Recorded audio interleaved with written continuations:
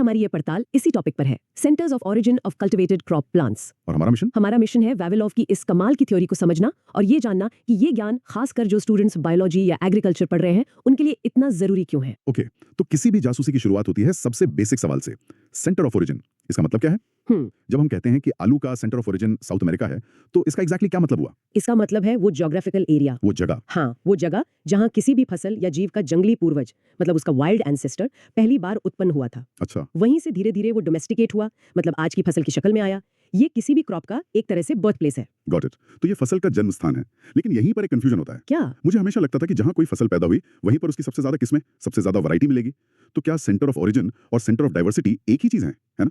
ये एक बहुत ही कॉमन और लॉजिकल सवाल है, लेकिन साइंस में अक्सर जो लॉजिकल लगता है वो पूरा सच नहीं होता। ओके। सेंटर ऑफ ओरिजिन तो जन्म स्थान है, नो डाउट, लेकिन सेंटर ऑफ डाइवर्सिटी वो जगह है जहां उस फसल की सबसे ज्यादा जेनेटिक वेरिएशंस मतलब किस्में पाई जाती हैं। और ये दोनों जगह हैं? ये दोनों जगह सेम हो भी सकती हैं और अलग अलग भी। वेट अ मिनट, मतलब एक क्रॉप का ओरिजिन एक जगह हो सकता है पर उसकी डाइवर्सिटी, उसकी वेरिएशंस दूसरी जगह भी मिल सकती हैं। ये कैसे? इसे ऐसे सोचिए, मान लीजिए कोई परिवार एक छोटे से गांव में शुरू हुआ, वो गांव उनका सेंटर ऑफ ओरिजिन है, ठीक है। लेकिन फिर उस परिवार के लोग दुनिया भर में फैल गए और हर नई जगह जाकर वो वहां के माहौल में ढल गए, उनके तौर तरीके बदल गए। तो 100 साल बाद उस परिवार की सबसे ज्यादा डाइवर्सिटी आपको उस छोटे से गांव में नहीं बल्कि पूरी दुनिया में फैली हुई मिलेगी। फसलों के साथ भी बिल्कुल यही हुआ। Wow, that's a great way to put it. तो हम ये जो फूड डिटेक्टिव वाला काम कर रहे हैं, ये सब जानने की जरूरत क्या है? मतलब क्या फर्क पड़ता है कि गेहूं सेंट्रल एशिया से आया था या मक्का मैक्सिको से? यहीं पर इस कहानी का सबसे जरूरी हिस्सा आता है। ये जानना सिर्फ मतलब एकेडमिक इंटरेस्ट की बात नहीं है, ये हमारे फ्यूचर के लिए क्रिटिकल है। कैसे? इसके 3 बड़े कारण हैं। पहला है प्लांट ब्रीडिंग, मतलब फसलों की नई किस्में बनाने के लिए। एग्जैक्टली। सोचिए, हमें एक ऐसी गेहूं की वैरायटी बनानी है जो कम पानी में भी उग सके या जिस पर कोई नई बीमारी असर न करे। हाँ, ये तो बहुत जरूरी है। तो इसके लिए हमें नए जीन्स चाहिए होंगे। ये यूजफुल जीन्स कहाँ मिलेंगे? ये हमें मिलेंगे गेहूं के जंगली रिश्तेदारों में, उसके वाइल्ड रिलेटिव्स में, जो आज भी उसके सेंटर ऑफ ओरिजिन में उग रहे हैं। अच्छा, तो वो जगह जानना हमें एक तरह से जेनेटिक खजाने का नक्शा देता है। बिल्कुल, it's like finding the original source code of a software to fix bugs. That makes perfect sense. तो ये वाइल्ड रिलेटिव्स एक तरह से जेनेटिक इंश्योरेंस पॉलिसी है। और दूसरा कारण है जेनेटिक इरोजन से बचना। जेनेटिक शरण। ये क्या होता है? ये शब्द सुनने में थोड़ा टेक्निकल लगता है, पर कॉन्सेप्ट बहुत सिंपल है। जेनेटिक शरण को ऐसे समझिए जैसे किसी बहुत बड़ी लाइब्रेरी से किताबें हमेशा के लिए गायब हो रही हैं। हर किताब में एक अनोखी कहानी थी, जब वो किताब चले गई तो वो ज्ञान हमेशा के लिए खो गया। फसलों के साथ भी यही होता है। जब हैबिटाट लॉस की वजह से कोई किस्म खत्म हो जाती है तो वो यूनिक जेनेटिक कोड हमेशा के लिए खो जाता है। और अगर हमें पता ही नहीं होगा कि वो लाइब्रेरी कहाँ है तो हम उन किताबों को बचाएंगे कैसे? राइट। और तीसरा है जर्म प्लाज्म प्रिजर्वेशन। ये सीधे सीधे जीन बैंक से जुड़ा है। जीन बैंक्स, जहां हम बीज वगैरह स्टोर करते हैं। हाँ, जहां हम भविष्य के लिए फसलों के बीज और उनके जेनेटिक मटेरियल को सेफ रखते हैं। अब सोचिए, अगर आपको एक जीन बैंक बनाना है तो आपको ये तो पता होना चाहिए ना कि दुनिया के सारे जरूरी पौधे मिलते कहाँ हैं। सही बात है। सेंटर ऑफ ओरिजिन की जानकारी हमें यही बताती है कि कौन से जरूरी बीज इकट्ठा करने हैं ताकि हमारी ये जेनेटिक लाइब्रेरी कंप्लीट और डाइवर्स हो। ओके, अब समझ आया कि ये जासूसी कितनी जरूरी है। तो चलिए अपने मास्टर डिटेक्टिव निकोलाई वावेलोव पर वापस आते हैं। 1926 में उन्होंने क्या खास चीज ऑब्जर्व की थी? वावेलोव एक जुनूनी इंसान थे। उन्होंने दुनिया के कोने कोने से 50 से ज्यादा देशों से पौधों के 2.5 लाख से ज्यादा सैंपल इकट्ठा किए। 2.5 लाख? हाँ, और जब उन्होंने इस सारे डेटा को मैप पर प्लॉट किया तो उन्हें एक शॉकिंग पैटर्न दिखाई दिया। उन्होंने देखा कि फसलों की विविधता, क्रॉप डाइवर्सिटी पूरी दुनिया में रैंडमली नहीं फैली है। मतलब ऐसा नहीं है कि हर जगह थोड़ी थोड़ी डाइवर्सिटी है? नहीं, बिल्कुल नहीं। उन्होंने पाया कि ये डाइवर्सिटी कुछ खास जगहों पर, कुछ हॉटस्पॉट्स में कॉन्सेंट्रेटेड है। अच्छा। और वावेलोव की रेवोल्यूशनरी थ्योरी ये थी कि ये जो महान केंद्र हैं, the great centres of origin, ये ज्यादातर ट्रॉपिकल और सब ट्रॉपिकल इलाकों के पहाड़ों और पहाड़ियों में है। मतलब क्रॉप्स रैंडमली ग्रो नहीं करते, उनका एक स्पेसिफिक सेंटर होता है और वो भी ज्यादातर पहाड़ी इलाकों में। एग्जैक्टली। तो उन्होंने दुनिया का एक तरह से फूड मैप ही तैयार कर दिया। ऐसे कितने सेंटर्स की पहचान की थी उन्होंने? उन्होंने 8 मुख्य या मेन सेंटर्स की पहचान की और 3 सब्सिडियरी सेंटर्स भी बताए। Let's go on a world tour. कौन कौन से हैं ये 8 सेंटर्स? चलिए चलते हैं। पहला है चीन, जहां से हमें सोयाबीन और संतरे मिले। फिर है हिंदुस्तान मतलब भारत, जहां से चावल, बैगन और खीरा जैसी फसलें आईं। तीसरा मध्य एशिया, जहां से गेहूं और मटर आए। चौथा एशिया माइनर, जहां से हमें दालें और अंजीर मिले। 5वां भूमध्य सागरीय क्षेत्र मतलब मेडिटेरेनियन, जहां से जैतून आया। ये तो आधी दुनिया हो गई। बाकी के 3? छठा है एबिसीनिया, आज का इथियोपिया, जो कॉफी का घर है। कॉफी? हाँ। और फिर 7वां मध्य अमेरिका मतलब मेक्सिको, जहां से मक्का, बीन्स और मिर्चाएं। और 8वां दक्षिण अमेरिका, जिसने हमें आलू, टमाटर और मूंगफली जैसे तोहफे दिए। तो अगली बार जब मैं चिप्स के साथ टोमेटो केचप खाऊं तो साउथ अमेरिका को याद करूं? बिल्कुल। हमारी रसोई तो सच में एक वर्ल्ड मैप है। एक minute, here's where it gets really interesting. क्या इन सेंटर्स में भी अलग अलग प्रकार होते हैं, है ना? Great question. और यहीं पर वावेलोव की थियरी और डीप हो जाती है।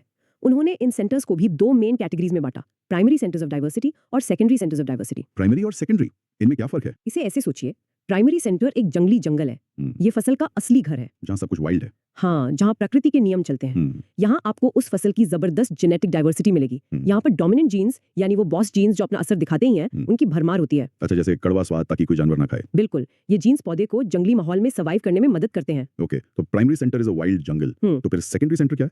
सेकेंडरी सेंटर एक किसान का सलीके से सजाया हुआ बगीचा है। ये वो जगह है जहाँ क्रॉप बाद में पहुंची, लेकिन इंसानों ने उसे बहुत बड़े पैमाने पर उगाना शुरू कर दिया।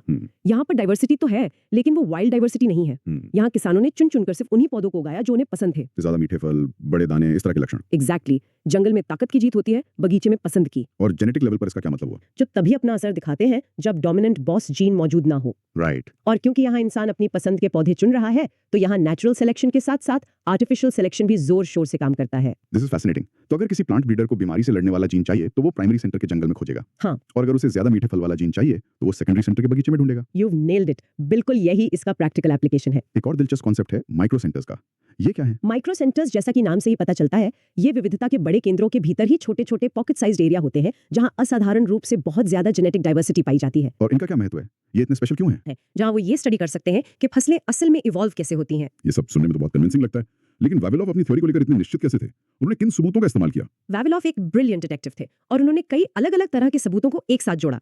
4 मुख्य तरह के सबूत उन्होंने पेश किए। ओके, पहला आर्कियोलॉजिकल रिमेन्स यानी पुरातात्विक अवशेष, खुदाई में मिले हजारों साल पुराने बीज या खेती के औजारों के निशान। मतलब हिस्ट्री का इस्तेमाल करके बायोलॉजी की पहेली सुलझाना। क्लेवर।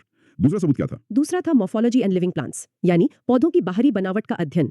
ये वावेलोव का मेन टूल था। उन्होंने खुद जाके देखा कि किसी एक जगह पर किसी फसल की किस्मों में कितनी ज्यादा भिन्नता है। अच्छा। जहां ये भिन्नता सबसे ज्यादा थी, उन्होंने उसे एक हॉटस्पॉट माना। और तीसरा सबूत तो डीएनए होगा जो अब हम इस्तेमाल करते हैं। हाँ, आज के समय में हम डीएनए एंड बायोकेमिस्ट्री का इस्तेमाल करते हैं, जो वावेलोव के काम को और भी ज्यादा मजबूती देता है। और चौथा सबूत बहुत ही यूनिक है, लिंग्विस्टिक एविडेंस। भाषा का खेती से क्या लेना देना? बहुत गहरा। कई बार किसी फसल का नाम अलग अलग भाषाओं में उसके मूल स्थान की ओर इशारा करता है। जैसे चाय शब्द को ही ले लीजिए।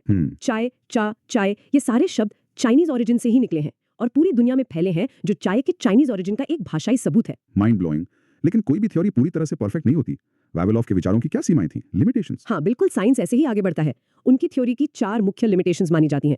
पहली है ज्योग्राफी। ज्योग्राफी में क्या कमी थी? वावेलोव के नक्शे में अफ्रीका और ऑस्ट्रेलिया को उतनी तवज्जो नहीं मिली थी। बाद में पता चला कि इन जगहों पर भी बहुत महत्वपूर्ण विविधता है, तो उनका नक्शा कह सकते हैं अधूरा था। ओके, और दूसरी कमी? दूसरी है मिसमैच। कुछ फसलों के लिए, जैसे मक्का और टमाटर, उनका उत्पत्ति केंद्र और विविधता केंद्र अलग अलग जगहों पर पाए गए, जो उनकी थ्योरी से मेल नहीं खाता था। और वो पहाड़ों वाली बात कि सारे सेंटर्स पहाड़ों में, वो तीसरी कमी है, टेरेन। वावेलोव का मानना था कि ज्यादातर केंद्र पहाड़ों में है। ये काफी हद तक सही है, लेकिन उत्पत्ति के केंद्र मैदानी इलाके भी हो सकते हैं। और आखिरी और चौथी कमी जेनेटिक्स से जुड़ी है। वावेलोव का मानना था कि सेंटर ऑफ ओरिजिन में आपको ज्यादातर डोमिनेंट एलील्स मिलेंगे, लेकिन अब हम जानते हैं कि जेनेटिक्स की कहानी इतनी सीधी नहीं है। So what does this all mean?